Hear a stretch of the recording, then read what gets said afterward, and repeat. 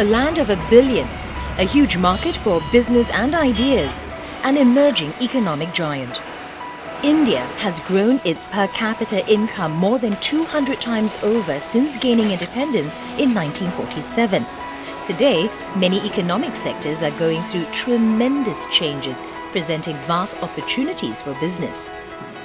But India is still a relatively untapped market for Singapore-based companies, and this is something the Singapore Management University, or SMU, wants to change. The institution recently organized the first ever Singapore-India Business Dialogue. It's a platform for esteemed educators, government officials and entrepreneurs to exchange views and ideas on doing business in India. The event also launched SMU's India initiatives to create a knowledge network by collaborating with academic and corporate partners. Singapore's Deputy Prime Minister, Mr. Tharman Shanmugaratnam, began his keynote address by painting India's outlook in broad strokes. There are clearly challenges in India that are very immediate, which are being tackled. But there's also a general sense of optimism about India. And every time I visit India, every time I talk to people who visit India more often than I do, they will talk both about the problems they're facing, but there's always optimism. There's always optimism that this is somehow part of a growth story that is still intact. I think in the years to come, India, Southeast Asia, and China will find a new relationship that will be part of a new optimistic Asia. Mr. Shanmugaratnam went on to outline India's unique challenges and opportunities. We know India is a young society, but the numbers are in fact quite striking. 31% of the Indian population is age 14 or below. Early teens or below, 31%, a phenomenal number. Whether this turns out to be a demographic dividend or a demographic burden will depend very largely on policies and the way in which we can develop institutions that can maximize the potential of this youthful population. Second, the challenge of urbanization. India, in fact, lags behind China and some other major regions in the rate of urbanization. Less than a third of the Indian population is currently urbanized, and that indicates the potential over the next decade and beyond, the potential to reap the supply-side advantages, the productivity advantages of moving people into urban areas. However, it's a challenge because simply moving people geographically is obviously not the issue. It's about creating urban environments that are highly livable, that provide a decent standard of living, the potential of developing livable, hospitable, third and fourth tier Indian cities is a major potential. A third opportunity, which doesn't get discussed as much, is the opportunity for manufacturing exports.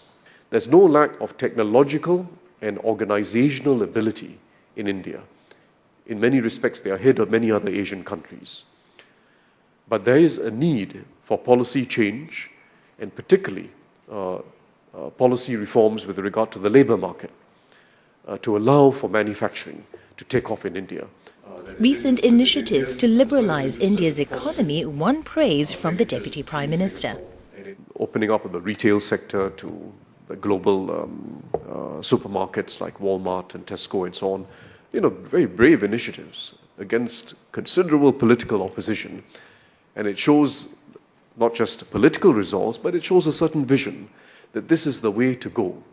Open yourself to competition, not just because it looks good in international trade, but because it brings ideas, efficiencies, supply chain improvements.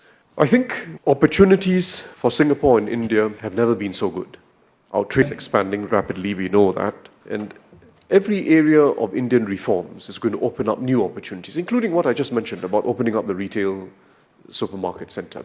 And these are opportunities we should take, contribute to India's growth and development, and at the same time, grow business opportunities for Singapore's based businesses. The other interesting opportunity is the investment flow in reverse. It has not been often recognized that Indian investments into Singapore have been growing very significantly. India is now the 8th largest source of FDI into Singapore. And Singapore is increasingly a gateway for Indian firms to explore and exploit the opportunities in East Asian markets. And I think that is a very good relationship going forward. Mr. Shanmugaratnam ended his address on a positive yet cautionary note. We are lucky to be in the right part of the world, but we must realize that Asia's rise, India's rise, China's rise, Southeast Asia's rise, is not preordained, it's not assured. There will be setbacks. The thing that we have always to guard against in each of our own countries as well as collectively in the region is hubris. Because when Asia is doing well and the West is down, there tends to be a self-congratulatory tone in a lot of our discussions in Asia. Avoid hubris, because it's always been part of the Asian culture, and we have to guard against it. I will take the prerogative of asking the first question, which has been on my mind for a long time. There are many private companies that are investing in at the university, graduate school of business kind of level. But if we take that 31% we were talking about, that's over 400 million people. And what we need is primary, secondary, and actually the development of skill sets. So what advice would you have about the role private companies and educational institutions can play on the skills dimension? Well, I think that's a very good question. This is a major challenge for India, but one that can be tackled. The government is short of fiscal resources, but it has a vision, and it has a plan to develop the education system, all the way from primary school up. Corporate involvement in schools is already happening, but I believe corporate involvement in the development of technical skills is an area where there can be very significant value add. One would have greater confidence in the development of technical skills institutions in India if the corporates are closely involved. Closely involved so that you're always training people with the technologies and skills that are really relevant to the market, with the opportunities for internships, attachments, and ready hiring once they graduate. So the technical skills training dimension of education has been greatly neglected, not just in India, but in China and Southeast Asia. The focus has been too academic, and as a result, attrition has been extremely high. We are very happy that the Delhi government has, the Delhi local government has struck an MOU with Singapore's ITE to develop a world-class technical institute in Delhi that will allow us to export some of our experience in the ITE. India has announced a national manufacturing policy and national manufacturing investment zones. What I wanted to understand is, will there be a Singapore zone? Well, I think not literally a Singapore zone, because we are actually quite small. And second, because there's some merit of not putting all your eggs in one basket. There are some states in India which obviously are more reform-minded and progressing much faster than others. We should diversify between the south and the north, but give some favor to the more reform-minded and business-friendly states. And fortunately, India today, compared to 10 years ago, has some very powerful examples of reform that are happening at the state level. Meru Cabs was started by a private equity firm about 10 years ago. It was started with a complete and direct reliance on the comfort cabs model here in Singapore.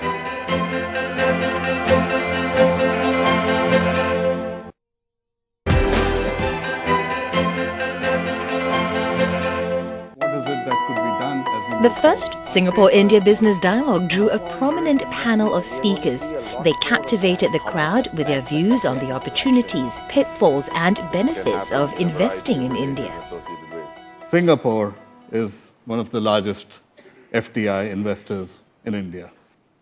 So despite the large movements of FDI into India, which may be from large companies, how can private equity from Singapore help the mid-sized companies? And this question is for Sanjeev, because this is your business.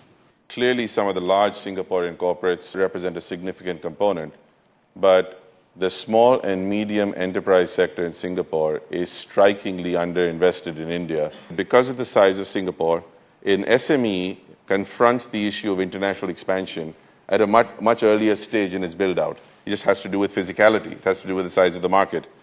That's the opportunity. The challenges have to do with capital, access to markets, and the challenges have to do with management bandwidth and expertise. An initiative that I'm associated with, which is we're looking to put together and are in an advanced stage of creating a private equity business that is Singapore headquartered, but which has a somewhat distinctive mission, which is to invest in early to intermediate stage businesses with a control orientation. The second aspect of it that's distinctive is that it comes not just with a control orientation, but with a very heavy operational engagement. So the intention here is not just to put capital to work, but to have a very heavy involvement in running those companies day to day. The third dimension to it is what we call transference. The whole notion of taking proven business models from places like Singapore and finding entry strategies for those businesses into India where there's an opportunity to scale up dramatically. Those of you who are from India or who travel frequently to India would be familiar with a radio taxi company called Meru Cabs, over 40,000 taxis today. Meru Cabs was started by a private equity firm about 10 years ago. It was started with a complete and direct reliance on the comfort cabs model here in Singapore. The people that were responsible for putting it together actually spent over 2 months in Singapore following and looking at the comfort model, working closely with NTUC, and then replicating the model with appropriate customization in India. Why is that relevant? It's relevant because just as comfort cabs is a proven business model here, 10 years ago, remarkable as it may seem, there were no radio taxis in India. We're looking at doing similar things in areas like logistics, like renewable energy, like sludge management, and other aspects of healthcare services. There you have it. If you can make money in Singapore, you can scale it up in India. It's a question for Jonathan. Some people say that if you look at India, you take a step forward. Sometimes you have to take 1.5 steps backwards.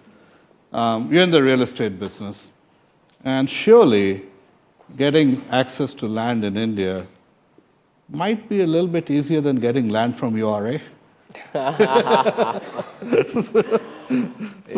What would be your wish list of things that could happen in India to make your real estate investments more attractive? Not sure whether it's a step forward and how many steps back, but definitely I think the direction is quite an agreement. For Singapore companies stepping out of Singapore, you're so used to going to any country and says, look, this is how things are done in Singapore. But the truth is, the moment you walk out of Singapore, every country has its challenges. Whether it's China, whether it's India, to me that's normal. But somehow people doesn't seem to think that way. So for us, land obviously is our key ingredient. I can tell you I've been there since 1994. There's so many moments in the initial days where I was ready to give up. It was painful. In Singapore, land is straightforward. You have a piece of land. These days it's electronic, so you know exactly who the owner is. In India, land gets passed through generation. It goes through a process what is legally called partition. The father passed to 3 children to another 6 grandchildren, and gets cats on. That's, I think, where the challenge is. Getting land is easy in India. Getting clean title land in India is not so easy. As a developer, I really hope the whole India land regulation system can be clearer. So I think that's one key wish list. The second wish list would then obviously be the regulations. For the last year or two for India has been difficult. We've seen a lot of corruption cases, a lot of, I would say, changes in policy stand. Some legislation has been given, but kind of in a way sounded like it's retracted.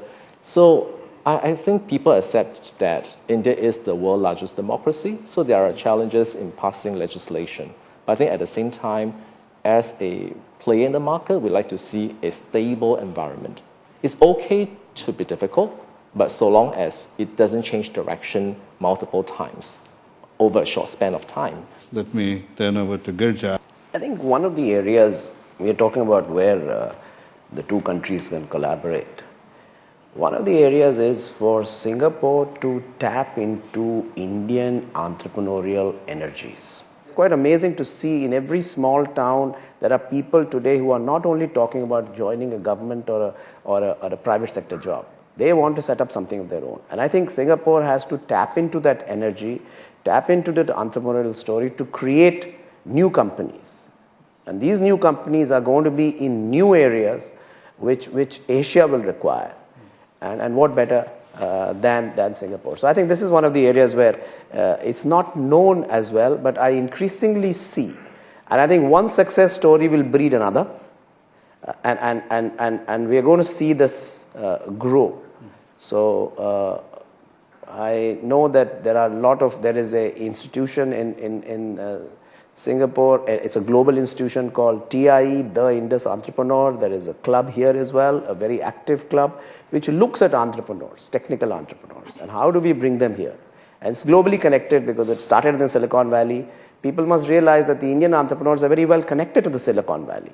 1/3 of Silicon Valley companies which were started in the last 7 years were run by Indians who either settled in the US or went there. So there is an ecosystem which we can tap into, which is the value ecosystem of the Indian entrepreneurs. The reason why Indian entrepreneurs are so successful is if you can work in India through all those laws, you can work anywhere else.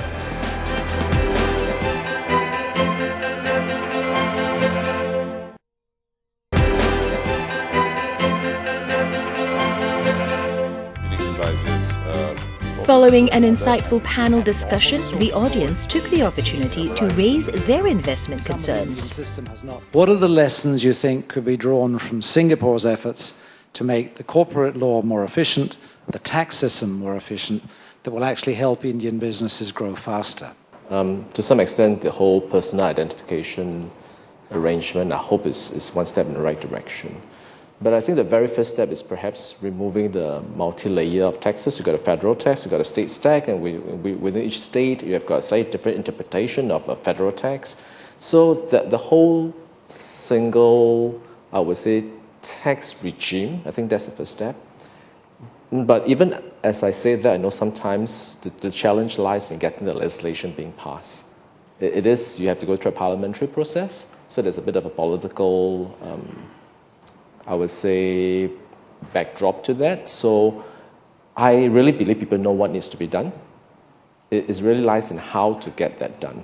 So I'm hoping that the recent 2 years of clearly globally is difficult, and India obviously is losing a little bit some of the advantages that he has enjoyed for a long time. Hopefully it will then push the policymakers to take a step back and say, look, perhaps it's time now to take a hard look and really have to push it through to do some of these very obvious things that I think everybody knows. Perhaps you... The other way of looking at it is the reason why Indian entrepreneurs are so successful is if you can work in India through all those laws, you can work anywhere else. So if we actually make it so simple, he will lose entrepreneurship. I think it's very important for businessmen who want to go and invest in another country to see very clear rules, regulations existing in that country.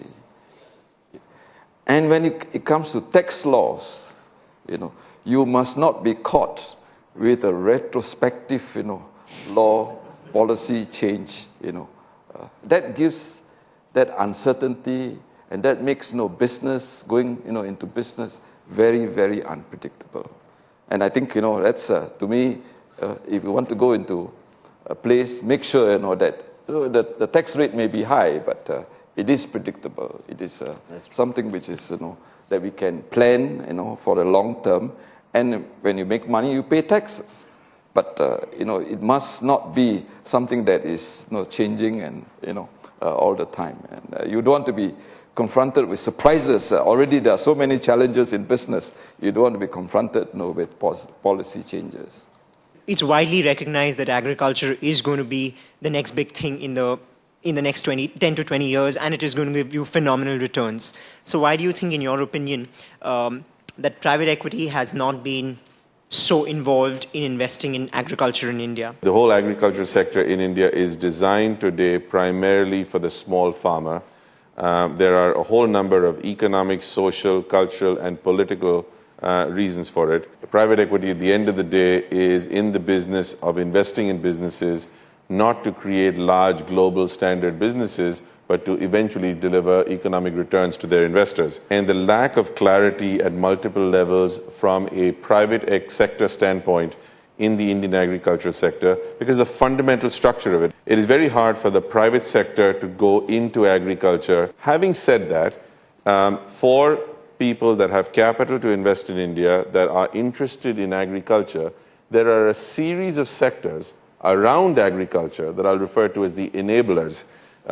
It's logistics, it's the whole transportation space away from pure logistics, it's supply of materials, it's supply of equipment that are all directly tied to agriculture, which are part of that organized space, which becomes very interesting to sectors. Final remarks by the High Commissioner of India to Singapore ended the first Singapore-India Business Dialogue. The Deputy Prime Minister spoke about a sense of optimism in India. It really is to do with the structure of Indian demographics. 50% of India is less than 25 years of age. Young people who are used to a high growth environment. The downside, of course, is that when the global economy does not grow at a high rate, which will have its inevitable impact on India, there is a sense of frustration and also a greater sense of expectations not being fulfilled. There is a new regulatory revolution in the offing in India, which will facilitate the next stage of our economic growth. And really the challenge, as our Prime Minister has often said, is as to how do we sustain growth at 8 to 10% for the next 20 years, because that in the end is the change required to make a dent into the challenges which India faces domestically in terms of addressing issues of poverty and malnutrition in our countryside. But I'm very grateful to the SMU for having invited me here today, and also in particular for organizing this session, which, as I said, is most timely, and I do hope this will become an annual feature. Thank you very much.